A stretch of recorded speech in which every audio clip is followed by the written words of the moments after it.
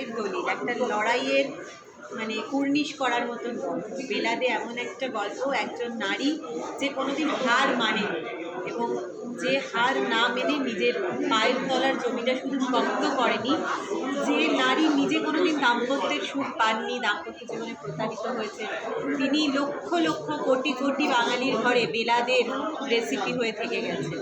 এবং যে বেলাদে লক্ষ লক্ষ বাঙালি গৃহবধূদের, যাদের হয়তো দুপুরবেলা সেরকম কিছু করার থাকতো না, সারাদিনের কাজে ক্লান্ত, তাদের কাছে মহিলা মহল নিয়ে এসে মহিলার যে জীবন যাপন সেইটাকে উদযাপন করে গেছে। বেলাদে এমন একটা লড়াই, এমন একটা সময় এবং এমন সব কিছুর একটা দলিল যে বেলাদে একটা সপরিবারে উপভোগ্য করার মতো সিনেমা।